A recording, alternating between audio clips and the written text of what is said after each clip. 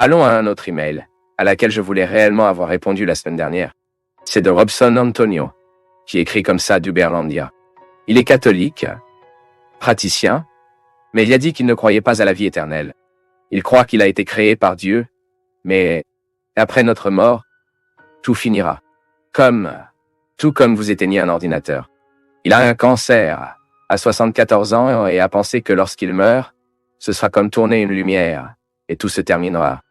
Et il me demande de commenter ce genre de foi qu'il a. Je ne sais pas s'il veut que je fasse une division de valeurs, et je ne suis pas prêt à le faire. Car je préfère beaucoup plus pour refléter la façon dont vous le croyez. Vous savez, Monsieur Robson, que le Seigneur n'est pas unique.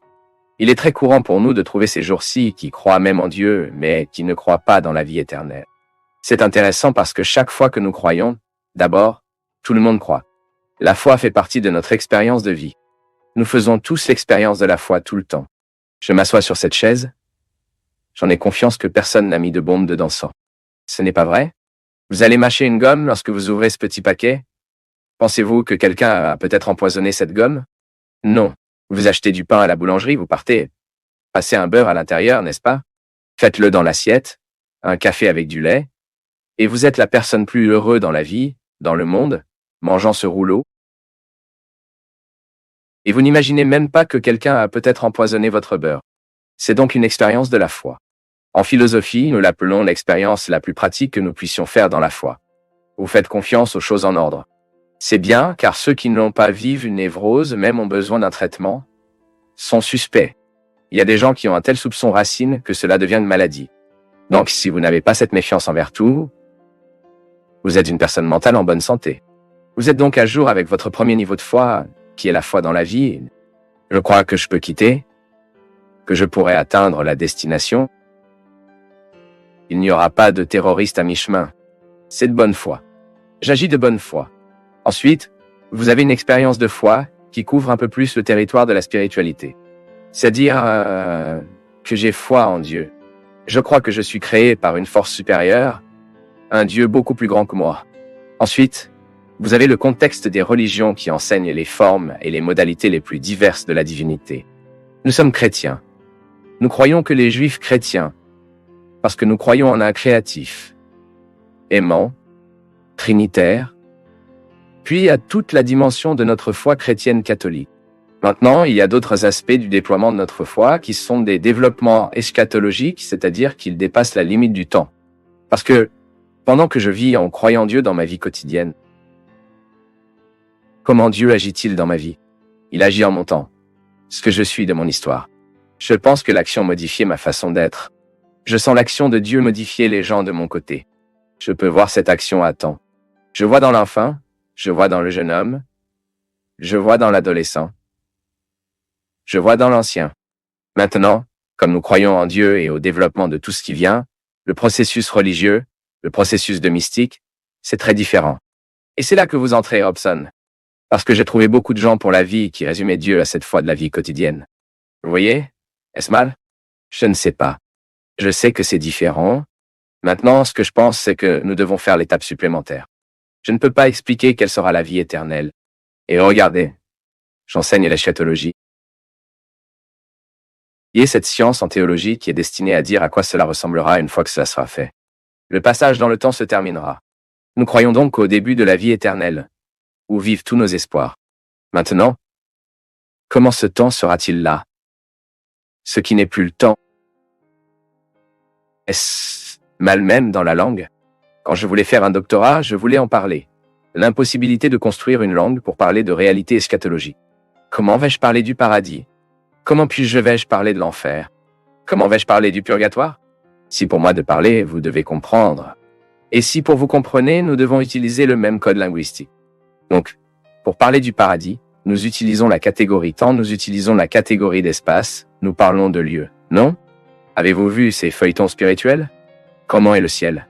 Toujours comme ce champ vert, les arbres, l'ennui, la barbe à 6. Pour moi, c'est l'ennui, car je peux même l'aimer de temps en temps. Mais imaginez le reste de votre vie comme ça, les gars, sous l'arbre. Et les tiques vous dérangent. Vous voyez à quel point c'est relatif? L'enfer à l'autre peut être le paradis pour moi, et le paradis pour moi peut être l'enfer pour l'autre quand vous penserez. Donc, vous voyez, utiliser ces langues pour parler de l'éternité est très difficile. Alors Robson, quand vous dites que vous ne croyez pas à la vie éternelle, que vous allez mourir et que c'est comme tourner une lumière, vous ne pouvez pas vous identifier à la langue que nous créons afin qu'il puisse parler de ces réalités. C'est très difficile, mon peuple. C'est une langue très difficile. Quand je meurs, je vais dans le ciel, puis nous levons les yeux. Mais les sciences découvrent de plus en plus que là-haut, ça a des explications, n'est-ce pas? Ce sont les galaxies, c'est tout. C'est tout. Alors je n'ai aucun moyen de croire cet endroit où le ciel est là-haut. Ensuite, nous constaterons que la théologie nous proposera des catégories très sophistiquées, qui sont parfois difficiles à comprendre pour nous, ou même l'expliquer à une autre. Ensuite, je suis tellement découragé, c'est comme si je n'étais pas habitué d'essayer d'expliquer, non? Ensuite, j'arrive à la conclusion comme celle-ci. Regardez. C'est un mystère. Je préfère garder cette réponse et vous dire que c'est un mystère, d'avoir le sentiment que je fais un discours stupide, juste pour que vous soyez sans me demander après. Pourquoi vais-je faire taire votre question? Il se peut que votre question soit beaucoup plus intéressante que ma réponse. Je n'ai donc pas le droit de retirer la fertilité de votre question et de la remplacer par l'infertilité de ma réponse. En tant que prêtre, en tant que chef religieux, je n'ai rien à vous dire à quoi ressemblera le paradis. Je dois vous faire imaginer. Parce qu'au moment où vous imaginez, vous allez créer le ciel à partir des catégories de votre satisfaction. Ah, mais c'est fou. Non. Si Dieu nous a donné ce cadeau, non? Pour ressentir, pour souhaiter. Je vous le dirai. Le paradis est la meilleure partie de la vie que vous pouvez imaginer aujourd'hui. Multiplié par 1000, pour 2000, pour 3000. La belle vie est de vivre cette pension eschatologique, en pensant comme celle-ci. Aujourd'hui, dans le présent de ma vie, je renonce à l'enfer.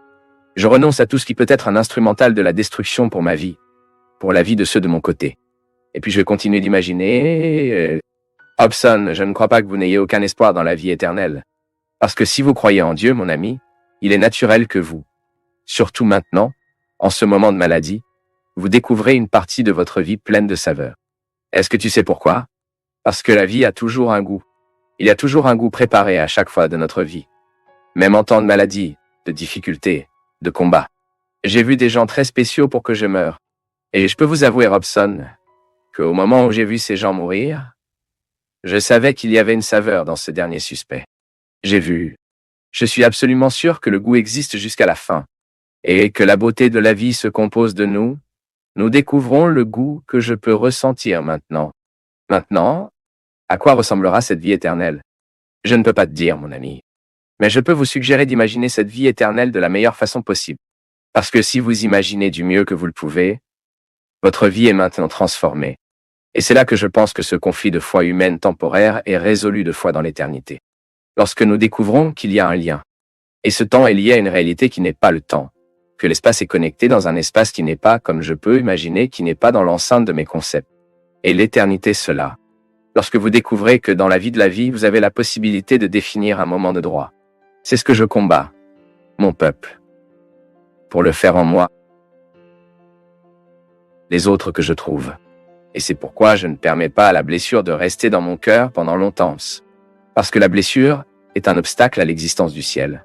Chaque fois que je suis blessé par la vie, chaque fois que je suis blessé par les gens, le ciel est paralysé dans ma vie. C'est comme si les figeoles arrêtaient d'être placées. Avancez la construction de votre éternité. Ne vous attendez pas à mourir pour être éternel, non.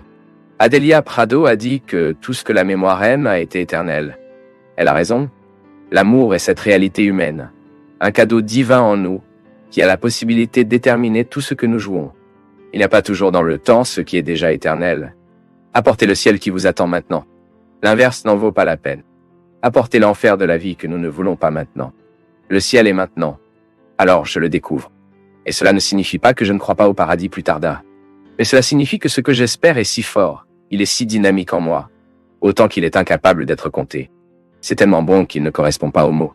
Je ne peux pas te le dire. Si je vous dis que je sais comment vous décrire le ciel, je mens. Je sais seulement comment l'attendre. Et attendre pour lui, je peux vous apprendre comment je vis cette attente. Dites-vous à quoi ressemble le ciel? Je n'ai aucune possibilité. Maintenant, pour dire que je l'attends, que je construis cet espoir dans le présent de ma vie, et que ce soit bien. C'est ce que je veux. Puissiez-vous, Robson, à ce moment de votre vie, découvrir le goût auquel vous avez droit. Ne vous inquiétez pas de ce qui sera après, mon ami. Inquiétez-vous de ce que ce sera maintenant. Parce que vous vivez bien maintenant. Vous construisez naturellement après. Et vous n'avez pas à attendre le cancer, la maladie, la mort. Même aujourd'hui, nous sommes venus ici à parler. Tant de gens sont morts aujourd'hui. Ils sortaient pour le travail, certains se préparant. Je n'ai jamais imaginé que la mort viendrait. Cela vient quand nous ne nous y attendons pas. Être malade n'est rien. Je suis plein de vie et bientôt je ne peux plus l'être.